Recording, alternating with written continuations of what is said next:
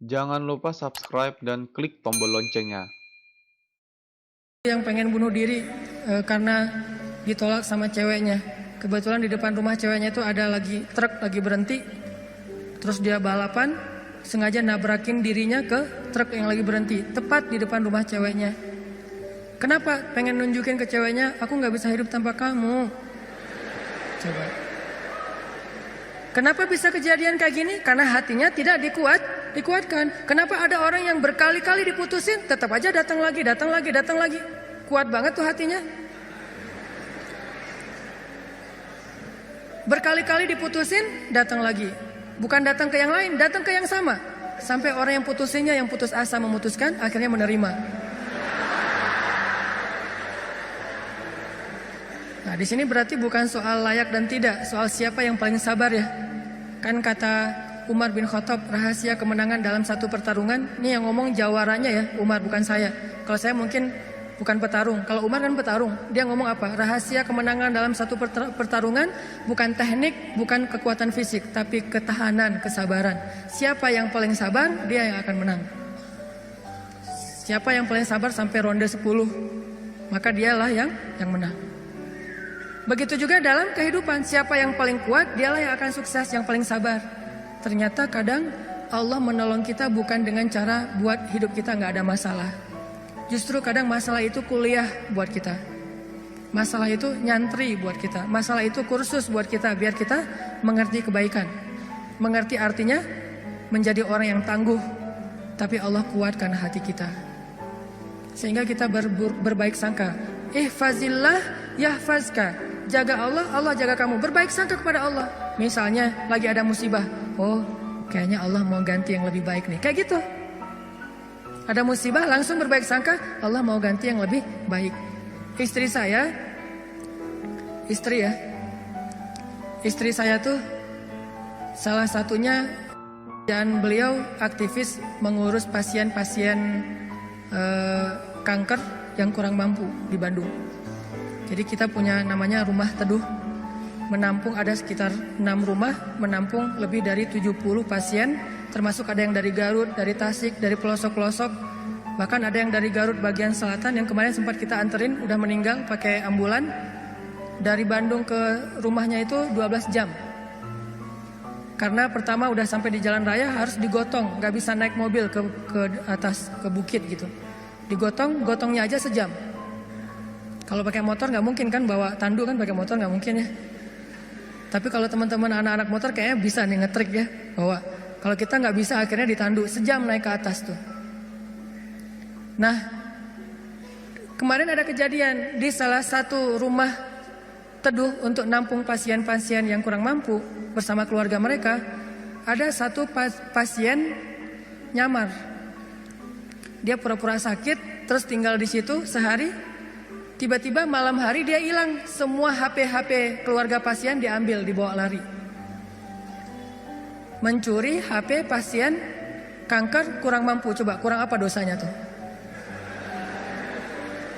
Mencuri HP, nyopet HP orang di mall masih mending, dosa lah ya. Tapi nggak dosa segede itu ya, nggak berlipat-lipat. Ini dosanya apa? Mencopet, mengambil HP keluarga pasien kanker kurang mampu. Yang di HP itu satu-satunya alat untuk komunikasi, ngurus pengobatannya. Kita nelpon mereka juga di situ, nelpon dokter lewat HP itu, diambil sama dia. Hilang sekitar 5 HP, 5 pasien. Langsung kita coba snapgram di sosial media.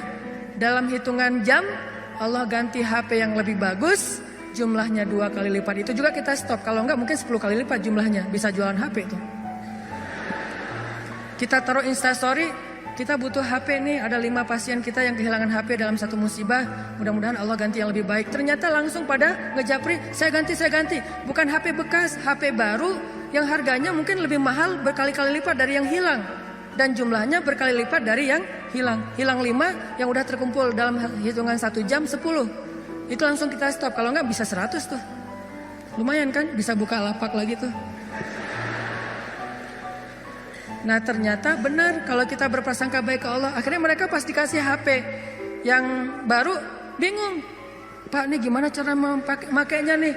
Karena HP yang mereka selama ini kan yang HP hitam putih yang agak gede yang bisa ngelemparin maling ya. Sekarang HP-nya slim, warna, bisa selfie.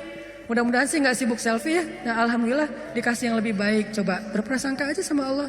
Dan itu mudah banget bagi Allah. Saya juga pernah hilang HP. Malam-malam mau ada acara tahajud bareng. Bangun tidur karena udah telat bangunnya. Acara tahajud jam 2, saya bangun di rumah jam 2. Kan telat banget tuh, berangkat ke tempat masjidnya setengah jam paling cepat. Akhirnya karena panik, saya ambil HP, jatuh. Pas jatuhnya itu bagian layarnya langsung pecah, gak bisa lagi dipakai digit. Wah, HP saya hilang. Langsung doa, Allahumma ajurni fi musibati wakhluf li khairam minha. Ya Allah, beri saya pahala dalam musibah saya, beri saya ganti yang lebih baik darinya. Waktu itu HP saya HP harga 2 juta. Paginya jam 10 pagi Allah ganti dengan Samsung Note 5 yang waktu itu harganya masih 10 juta. Coba langsung cash langsung dikasih sama Allah. Gimana caranya? Allah yang punya cara. Dan kita nggak harus tahu caranya karena ayatnya juga wa yarzuqhu min haitsu la yahtasib. Dari jalan yang Allah yang kalian tuh nggak pernah duga. Prasangka baik sama Allah. Ditolak, oh berarti akan diberikan yang lebih baik dari ini. Ditolak lagi, oh berarti lebih baik lagi. Cari lagi yang lebih baik, ditolak lagi. Makanya nyarinya yang terbaik. Begitu ditolak, Allah berarti akan menggantikan yang lebih baik dari dia. Itu ada cewek, Masya Allah, berhijab, hafal Al-Quran, juz 30. Lancar. Ini kayaknya tipe saya banget nih. Jadi saya gak perlu repot-repot ngajarin Al-Quran ke anak saya. Udah ada mamanya. Ini kayaknya cewek yang setia, keibuan. Kayaknya dia gak senang keluar, lebih senang di rumah. Pas banget dengan tipe kita misalnya. Ternyata pas datang ditolak. Maaf saya udah tunangan. Lagi-lagi kayak gitu ya. Gak survei dulu sih, langsung datang aja. Karena gak ada surveinya, datang ditolak. Oh mudah-mudahan dikasih yang tadi juz 30. Karena ditolak dikasih yang 30 juz. Tapi sekarang masih juz 30 juga bertahap. Pas sudah nikah nanti dia hafal Quran jadi 30 juz. Bisa kayak gitu, bisa banget. Kerjaan, ada satu kerjaan yang kita gak berhasil, satu usaha nih. Lagi mulai usaha kecil, modal 1 juta usaha. Ternyata ada yang gak jujur, kita ketipu, gagal. Jangan langsung berburuk sangka ke Allah. Apa maunya lagi Allah nih? Saya kan melakukan usaha ini gara-gara saya meninggalkan riba. Masa saya meninggalkan riba tapi malah makin sulit? Kayaknya Allah gak rela ya. Saya mau hijrah. Ya udah deh saya balik lagi. Malah saya juga sama Allah. Kayak gitu kan? Berarti kita sudah berburuk sangka kepada diri kita sendiri. Harusnya, oh Allah gak mau ngasih saya rezeki yang receh kayak gini nih. Makanya dibikin ini ada masalah dikit. Dikasih rezeki yang lebih besar. Usaha lagi. Dari mana? Kan udah habis modalnya. Bukankah Allah maha kaya? Bukankah Allah alam yajidka yatiman fa'awa? Wa wajadaka dhallan fahada wa wajadaka ailan fa'aghna. Tinggal kita yakin aja dan berbaik sangka kepada Allah. Makin yakin dan makin berbaik sangka, makin Allah nunjukin hal-hal yang ajaib dalam hidup kita. Saya sering cerita, pasti teman-teman mungkin sebagian pernah dengar di YouTube. Gimana saya ngebuktiin kebesaran Allah dengan sedikit mengambil resiko gambling, yaitu berangkat ke luar negeri gak punya modal sama sekali.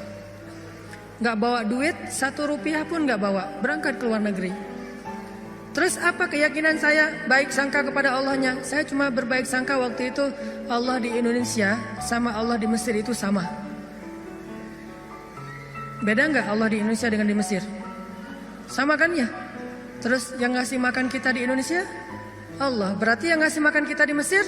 Allah juga. Ya udah, berarti gak ada masalah. Orang yang ngasih makannya sama. Kecuali yang ngasih makannya beda. Di Indonesia yang ngasih makan ayah, berarti di Mesir harus cari ayah mertua. Ayah bukan pemberi makan, tetapi ayah yang dengan lewat dialah Allah memberi kita makan. Tapi punya cara yang lain, Allah lah pemberi makan. Akhirnya saya berangkat. Allah di Indonesia dengan Allah di Mesir sama. Apakah Allah akan mengecewakan hambanya yang berbaik sangka? Enggak, ternyata terbukti banget teman-teman. Saya malah merasa sangat diperlakukan dengan istimewa oleh Allah sepanjang perjalanan sampai pulang lagi ke Indonesia. Enggak kelaparan sama sekali.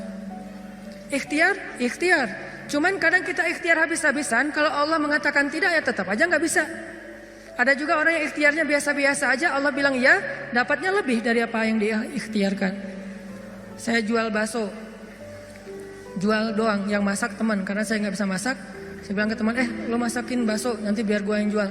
Nanti bagi 2, lo 30%, saya 70%.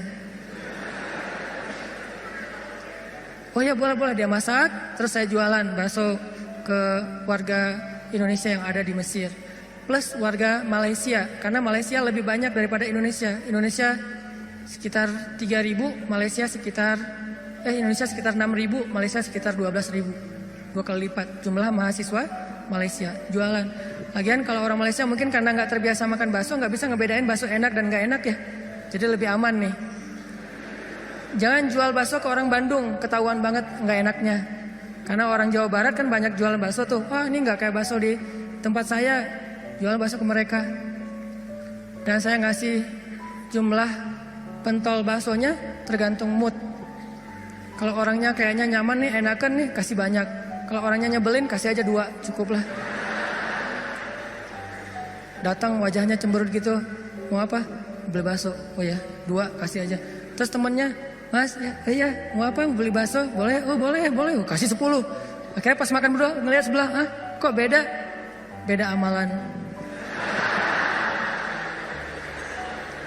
Rugi kah? Nggak rugi, untung juga gede. Bakso, catering, jual dolar keliling. Terus pokoknya ada adik-adik kelas baru datang langsung dipalakin. Dolarnya sini. Langsung kasih dengan pon Mesir. Dolar.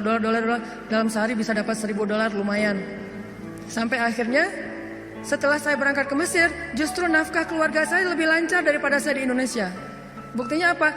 Adik-adik itu sekolah saya biayain, kirim dari Mesir. Dari mulai dia SD, SMP, SMA dibiayain. Terus ibu nanya, saya nanya ke ibu, Mak, kan di Aceh, Mak butuh apa di rumah? Kalau abang ada duit lebih, Mak pengen beli kulkas. Karena seumur-umur saya, kita belum pernah punya kulkas sendiri, rumah juga ngontrak. Kalau Ramadan itu ngambil es dari rumah tetangga. Nah ini mau Ramadan nih, pengen punya kulkas sendiri. Oh boleh Mak, berapa aja lah. Yang 5 juta juga gak apa-apa kata Mak. Kemahalan. Akhirnya saya kirim 1,5 juta beli kulkas yang 1 pintu, yang kecil. Bahagia. Mak butuh apa lagi? Ya ini adik-adik baju lebaran belum dibeli, kirim baju lebaran. Mak butuh apa lagi? Ini uang kontrakan bulan ini belum bayar, kirim. Ternyata benar kalau kita berbaik sangka ke Allah sekali, Allah akan ngebalasnya minimal 10 kali. Sampai menikah di sana, punya anak di sana, pulang ke Indonesia. Saya sering gambling dengan cara berbaik sangka kepada Allah. Tapi jangan gambling sesuatu yang Allah gak janjikan ya. Saya berbaik sangka ke Allah, berdiri aja di rel kereta, pasti gak akan ditabrak lah. Allah gak pernah bilang siapa yang berdiri di rel kereta akan aku tolong dan tidak akan ditabrak. Gak ada janji Allah kayak gitu. Ada gitu ayatnya. Coba gambling ke yang ada ayatnya. Siapa yang bertakwa pasti akan aku kasih jalan keluar. Siapa yang bersabar pasti aku berikan pertolongan. Siapa yang sholat pasti aku akan membantu dia. Yang Allah udah janjiin, maka gamblinglah dengan hal itu. Ambillah resiko dengan janji-janji itu. Tapi kalau Allah gak ngejanjiin apa-apa, jangan ambil resiko. Karena Allah juga gak punya perjanjian. Siapa yang loncat dari tower pasti akan selamat. Gak ada ayatnya, gak ada hadisnya. Siapa yang minum racun gak apa-apa, karena dia minum racunnya ikhlas. Gak ada minum racun ikhlas. Ini teman-teman, berbaik sangka kepada Allah, maka kita gak bakalan kecewa. Ada masalah apa aja, balikin lagi ke Allah. Oh ini kayaknya Allah pengen ngasih kebaikan. Yang baik-baik aja yang dipikirin tentang Allah. Begitu sekali kita berburuk sangka ke Allah, sekali itu kita telah memberikan kesempatan buat diri kita untuk celaka atau mendapatkan kerugian. Aku tergantung prasangka hambaku kepadaku. Makanya cerita yang paling populer yang kita baca di Al-Quran itu ketika Nabi hijrah ke Madinah. Apakah perjalanan hijrah Nabi mudah? Enggak. Jadi kalau kita ngerasa perjalanan hijrah kita itu enggak mudah, berarti kita juga ngerasain apa yang dirasakan Nabi Muhammad SAW. Bukan kita doang yang susah dalam hijrah. Nabi juga susah, padahal Nabi lebih dekat ke Allah daripada kita. Yang mudah itu siapa? Umar. Itu hijrah yang paling mudah. Sebelum hijrah, posting dulu.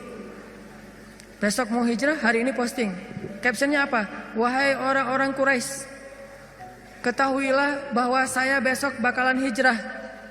Siapa yang pengen istrinya jadi janda, anaknya jadi yatim, tunggu saya di balik bukit itu. Langsung share location, bukit yang mana. Umar tuh yang posting dulu.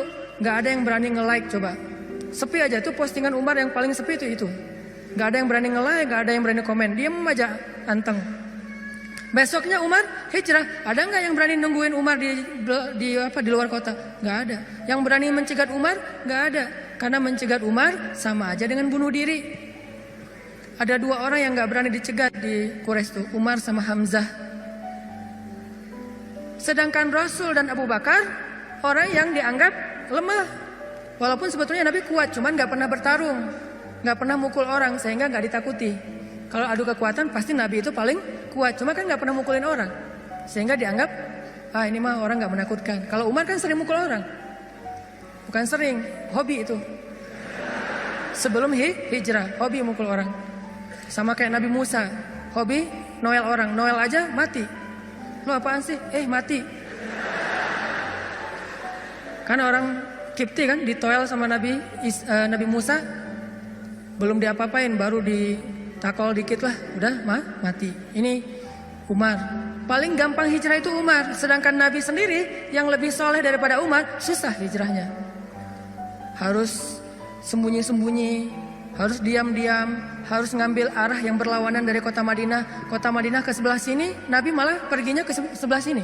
Bukan mendekat, malah menjauh dari Madinah. Terus masuk ke dalam sebuah lubang, bukan goa, lubang. Lubang kecil namanya di atas Jabal Sur, sehingga disebut dengan Gua Sur. Sembunyi berdua sama Abu Bakar di situ nyumput. Ketahuan juga tuh takdir Allah. Kenapa Allah nggak buat orang-orang menjauh biar Abu Bakar dengan Rasulullah itu enak di dalam tempat itu, nggak ada yang ganggu. Sengaja Allah bikin skenarionya kayak gitu. Untuk apa? Untuk tunjukkan bahwa Allah Maha Kuasa. Buat orang yang beriman itu nggak ngaruh. Mau kayak gimana juga sulitnya nggak ngaruh. Yang penting Allah ridho, itu aja yang penting. Yang penting Allah bersama kita. Cuma itu yang penting. Sehingga akhirnya ketika orang-orang berada tepat di mulut gua, itu jarak Nabi sama musuhnya itu cuma hitungan jengkal loh. Setengah lutut mereka, setengah kaki mereka itu udah kelihatan sama Nabi kayak gini nih. Tepat di depan Nabi. Sampai Abu Bakar berbisik ke Rasulullah, "Ya Rasulullah, kalau mereka ngelihat ke bawah, pasti mereka akan menemukan kita. Gimana nih? Abu Bakar yang khawatir. Abu Bakar yang takut. Bukan takut dan khawatir terhadap keselamatan dirinya, tapi khawatir terhadap keselamatan kekasihnya Rasulullah SAW.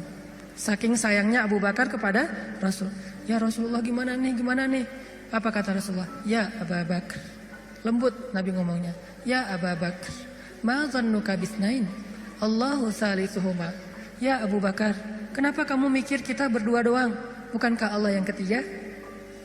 Jadi kalau kita merasa sendiri, kenapa kita berpikir kita sendiri? Bukankah Allah yang kedua? Kalau kita merasa sedikit, kenapa kita berpikir sedikit? Bukankah Allah itu punya banyak pasukan yang diturunkan dalam perang Badar, perang Ahzab dan yang lainnya? Ma zannuka bisnain? Allahu salisuhuma. Kenapa kamu mikir cuma berdua padahal Allah yang ketiga? La tahzan, innallaha ma'ana. Jangan khawatir ya Abu Bakar, Allah bersama kita. Setelah Rasulullah ngomong kayak gitu, apa yang terjadi? Apakah musuh kemudian menemukan mereka? Tidak. Gimana cara Allah memalingkan mereka? Allah palingkan hati dan pikiran musuh. Gak kepikiran ngelihat ke bawah, gak pengen juga ngelihat ke bawah. Ini cara Allah nih. Kalau ada berita bahwa di situ ada laba-laba, ada merpati bikin sarang, itu masih kontroversi di antara ulama. Ada ulama mengatakan itu benar, ada ulama mengatakan itu dhaif. Allahu alam. Tapi yang pasti Allah memalingkan mata, pikiran dan hati musuh dari melihat ke arah Rasul dan Abu Bakar. Itulah pertolongan Allah. Bukan ketemu terus tarung, musuh kalah. Gak usah serepot itu. Allah gak mau juga ngerepotin hambanya. Allah cuma pengen nunjukin kebesarannya aja. Dibuat musuh datang sampai sedekat mungkin, ukurannya cuma beberapa sentimeter, tapi dalam kedekatan yang luar biasa itu Allah tunjukin mereka tidak bisa ngapa-ngapain. Dipalingkan aja wajahnya, ngelihat ke semua sisi dilihat, tapi ke bawah enggak. Kan enggak masuk akal kan? Kenapa bisa kayak gitu? Inilah kebesaran Allah. Padahal harusnya ngelihat ke semua sisi, termasuk lihat ke bawah, ada orang nggak di dalam lubang-lubang itu? Nggak kepikiran sama sekali. Apakah satu orang musuh? Ada puluhan musuh. Dan puluhan musuh itu tidak satu orang pun yang berpikir untuk ngelihat ke dalam lubang itu. Satu orang pun nggak berpikir. Begitulah cara Allah menolong kita. Allah bisa buat semua hati sayang kepada kita, sehingga Allah angkat derajat kita. Allah mengangkat derajat seseorang, merendahkan yang lain. Tiba-tiba semuanya jadi simpatik sama kita, respect sama kita. Mudah banget buat Allah. Dan kita melihat itu dalam banyak kejadian dalam kehidupan kita. Ada orang yang tiba-tiba muncul, ada orang yang tiba-tiba tenggelam. Dan itu cara Allah. Ada yang orang tiba-tiba Allah buat dia terkenal, tiba-tiba orang dihindarkan dari semua orang, tinggal sendiri. Itu sangat mudah buat Allah. Makanya berbaik sangkalah kepada Allah dalam semua urusan. Sehingga ketika kita berbaik sangka kepada Allah, Allah akan memperlakukan kita seperti apa yang kita persangkakan. Jaga Allah, Allah jaga kita. Itu satu. Hari ini dua aja nih. Gimana maksud jaga Allah sehingga Allah jaga kita? Satu, berbaik sangka. Kedua, arti jaga Allah, Allah jaga kita ada di Al-Baqarah. Fadhkuruni azkurukum. Ingatlah Allah ketika kita senang, nanti Allah ingat kita ketika kita susah. Itu ayatnya. Walaupun terjemahannya nggak sejelas itu. Terjemahannya ingat aku ingat kamu. Tapi tafsirnya maksudnya ingat aku ketika kamu lagi senang, ketika kamu lagi lapang, ketika kamu merasa nggak butuh. Nanti aku akan ingat kamu ketika kamu lagi susah, lagi sempit, lagi butuh. Fadhkuruni adzkurkum. Jangan cuma ingat Allah pas kita butuh. Sehingga nanti Allah baru akan ingat kita di kebutuhan berikutnya. Karena Allah membalas perbuatan kita, bukan langsung waktu itu. Jadi kalau kita mau ditolong ketika susah, jadilah orang yang selalu mengingat Allah ketika kita senang. Lagi gak ada masalah nih, tetap ingat Allah. Gimana ingat Allah ketika kita lagi senang? Bersyukur. Ketika dapat nikmat, alhamdulillah ini nikmat dari Allah. Diingat, Allahnya tuh dimention terus, di tag terus. Sehingga ketika nanti kita kekurangan, Allah akan bilang, itu hambaku lagi kekurangan, aku bantu deh. Karena ketika aku kasih dia nikmat, dia ingat aku. Begitu dia punya masalah, aku akan ingat dia. Apa contohnya? Contohnya, ada seorang laki-laki, ini cerita Nabi nih, hadis. Tapi hadisnya dalam bentuk cerita. Ada seorang laki-laki lagi musafir. Di zaman sebelum zaman Nabi, mungkin di zaman Nabi Isa atau zaman Nabi sebelumnya, tidak disebutkan. Yang jelas umat terdahulu, Bani Israel. Ada seorang laki-laki lagi jalan. Di tengah jalan dia ngelihat ada segumpal awan yang bentuknya aneh. Awan ini awan yang sangat gelap, warnanya abu pekat, benar-benar mau hujan deras. Tapi ukurannya nggak besar, ukurannya seukuran satu petak sawah doang gitu. Dia perhatiin nih awan kok aneh, yang lain cerah, tiba-tiba ada satu awan kayak gitu. Gak lama dia memperhatikan, terdengar suara dari langit berbicara kepada awan, dan dia dengar suara itu. Apa kata-kata dari langit? Ya ghamam, iski mazra'ata fulan bin fulan. Wahai awan, turunkanlah hujanmu ke sawah fulan bin fulan. Fulan bin fulan ini disebutkan namanya. Wahai awan, turunkanlah airmu ke sawahnya fulan bin fulan. Setelah suara ini berbunyi, awan itu pun berarak, dibawa oleh angin. Berarak, laki-laki ini memperhatikan dan ngikutin. Kan tadi, dia penasaran kan, dia kepoin mau kemana nih awan, ikutin tuh awan. Terus setelah sekian lama dia ikutin, awan itu pun berhenti di atas sebuah petak sawah, di antara banyak petak sawah. Jadi ada persawahan, awan itu berhenti di salah satu petak sawah. Tiba-tiba turun hujan lokal. Cuman di petak sawah itu aja, yang lain tetap kering, yang itu basah. Ini di tengah musim kemarau. Ada awan yang turun hujannya cuma di satu petak sawah. Diperhatiin, aneh juga nih hujan lokalnya. Sampai akhirnya awannya hilang, hujannya reda. Setelah itu muncul seorang laki-laki dari petani yang datang ke sawah itu berteriak Allahu Akbar, Allahu Akbar. Alhamdulillah, Alhamdulillah. Kemudian laki-laki musafir ini pun mendekat. Dia tanya, Pak, ini sawah punya siapa? Kata laki-laki itu, punya saya, alhamdulillah Allah kasih air. Terus laki-laki ini bertanya, bapak namanya siapa? Dia sebutkan namanya seperti nama yang didengar tadi di langit. Berilah air ke dalam sawah Fulan bin Fulan. Nama saya Fulan bin Fulan. Masya Allah, ternyata orang inilah yang dimention dari langit tadi itu kepada awan. Terus musafir ini bertanya, Pak, dia cerita kejadiannya. Tadi saya ngelihat awan, mendengar suara dari langit, lalu awan itu mengurunkan hujan hanya di petak sawah Bapak. Apa yang Bapak lakukan sehingga Allah mengistimewakan Bapak? Kenapa Allah memberikan air hanya ke sawah Bapak sementara yang lain tetap gersang? Apa yang Bapak lakukan? Kata laki-laki ini, kalau saya habis panen, dapat nikmat nih, panen raya. Kalau saya lagi panen, saya selalu membagi harta saya menjadi 3 bagian. 1 bagian saya berikan kepada fakir miskin sebagai bentuk syukur. Ingat Allah berarti. 1 bagian lagi saya berikan kepada keluarga saya sebagai kewajiban, nafkah. Dan 1 bagian lagi saya jadikan sebagai modal untuk membeli benih-benih berikutnya. Diputar lagi tuh uang. Ternyata Allah ridho dengan apa yang dia lakukan. Dialah orang yang ketika senang ingat Allah, gak lupa sama Allah. Sehingga ketika dia susah, musim kemarau, musim kering, gak ada hujan, Allah ingat dia. Begitulah Nabi berkisah tentang laki-laki ini. Tentang bab syukur di dalam banyak cerita-cerita ulama. Berarti maksud dari menjaga Allah, Allah jaga kita adalah bersyukur kepada Allah. Ingat Allah ketika kita senang, ketika kita sehat. Nanti Allah juga akan ingat kita ketika kita susah, ketika kita sakit. Minimal ingatnya dalam bentuk alhamdulillah, ini anugerah dari Allah. Alhamdulillah, ini karunia dari Allah. Jangan lupa. Sehingga kalau kita dapat nikmat, jangan bangga diri dulu, jangan besar kepala dulu, tapi mention Allah dulu. Alhamdulillah, ini nikmat dari Allah. Sehingga nanti kalau kita butuh Allah, Allah akan ingat kita. Dan itu berlaku dalam semua masalah kehidupan kita. Satu cerita lagi, gimana Allah ingat hambanya yang ketika normal ingat Allah. Cerita yang populer tentang 3 orang yang terkurung di dalam gua. Gimana mereka bisa selamat? Lagi jalan, touring, tiba-tiba badai. Masuk ke dalam gua berlindung. Karena badai akhirnya terkurunglah di dalam gua. Lagi touring tuh. Bahkan mungkin motornya ketinggalan di luar. Karena tadi pas buru-buru ya masuk ke dalam gua, motornya ditaruh di luar, terus mereka longsor. Gimana 3 orang ini bisa selamat dari kurungan gua? Dengan berdoa, ya Allah, dulu saya kayak gini. 1, berbakti kepada ibu.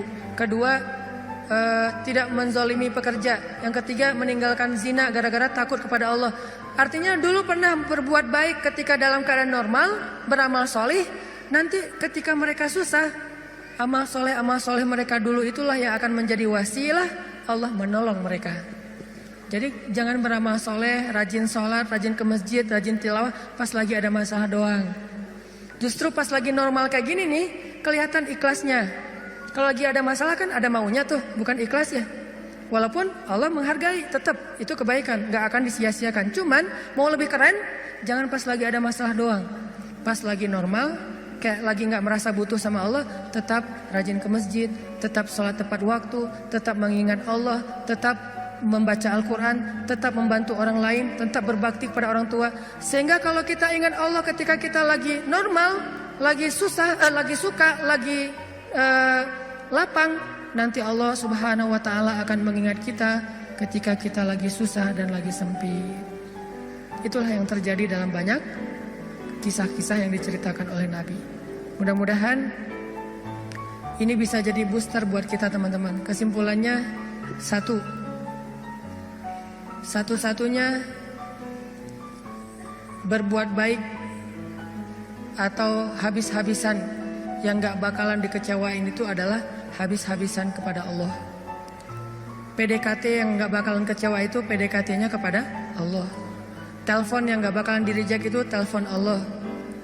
Japri yang gak bakalan diantepin, japri ke Allah satu-satunya. Kalau yang lain bisa aja kita dicuekin. Kenapa? Mungkin dia sibuk, mungkin dia lupa, mungkin. Tapi kalau Allah enggak. Kedua, maka dari itu coba kita jaga hubungan kita dengan Allah. Siapa yang menjaga Allah, Allah jaga dia. Satu, arti menjaga Allah adalah berbaik sangka kepada Allah. Allah juga akan berbaik sangka kepada dia. Dua, ingat Allah ketika kita senang, nanti Allah akan ingat kita ketika kita susah.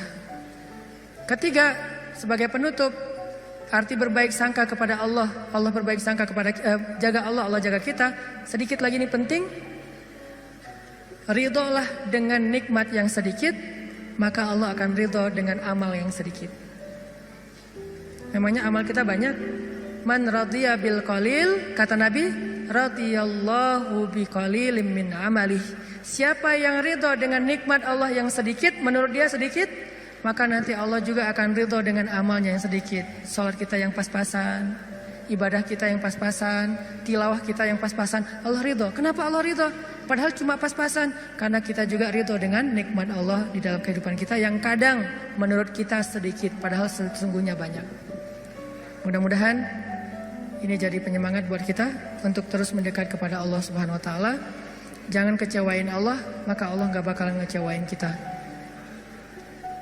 Kenyataannya sering kita ngecewain Allah, Allah juga belum ngecewain kita. Tapi Allah punya batasan.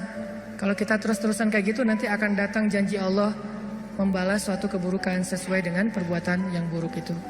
Auzubillahi min dzalik. Barakallahu li wa lakum. Wassalamualaikum warahmatullahi wabarakatuh.